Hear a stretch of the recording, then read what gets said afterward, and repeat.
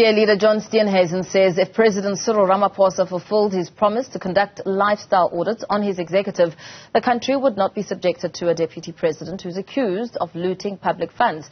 Steenhuisen attempted to hand over a dossier of allegations against Paul Mashatile, which has largely been compiled on the basis of investigative journalism reports. Newzroom Afrika's Ziyanda Ngcobo was at the Union Buildings earlier. DA leader John Steenhuisen and his team have come to the Union Buildings to hand over a dossier of allegations against Deputy President Paul Mashatile, which they claim the President needs to attend to urgently. Let's bring in the leader of the official opposition. And many are asking, why not just go to the police station? Election season is underway. Are you stunting? No, not stunting at all. The President appoints the Deputy President and the President removes the Deputy President. Exactly as we saw Mr. Mbeki take action against his then Deputy, Mr. Zuma, by removing him as a Deputy President when the scandal broke around the Shabir Sheikh matter, so too we are expecting the President here to take action.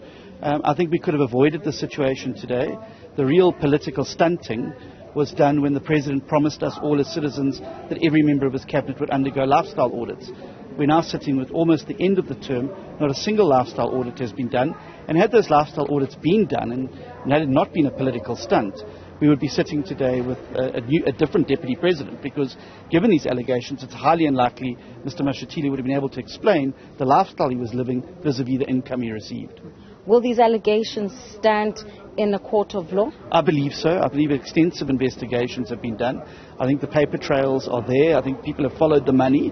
And I want to take my hat off to the media in South Africa, particularly those brave men and women who have, without fear or favour, been digging to get to the bottom of these matters.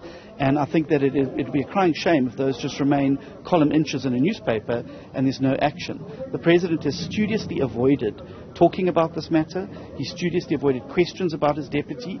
And I think a President who's promised the nation that he is going to lead the fight against corruption certainly can't stay silent in the face of these damning allegations against his number two.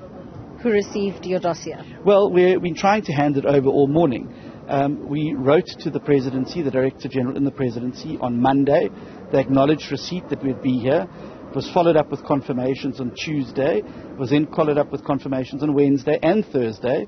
And we were expecting someone from the Presidency here. I've now been told that they've turned tail and they don't want to receive the dossier. Clearly, they know that once the President's in receipt of the dossier, he's got an obligation to act, because in terms of law in South Africa, if you know about criminal activities and you do nothing about them, then you become complicit in them.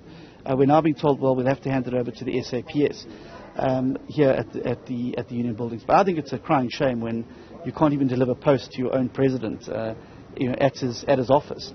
And I think it goes to show just how seriously the Presidency takes responsiveness to the citizens of the country, when you won't even send staff out to come and collect serious allegations against something that needs his urgent attention. All right, DA leader John Steenhuisen there, and of course they've outlined 4 steps that they would take should this dossier not be taken seriously. This includes reporting the Deputy President to the Public Protector according to the Executive Members Ethics Act, reporting him to the Ethics Committee in Parliament as well, and taking this particular dossier to the SAPS for investigation. For Newzroom Afrika on Channel 405, I'm Ziyanda Ngcobo at the Union Buildings in Tshwane.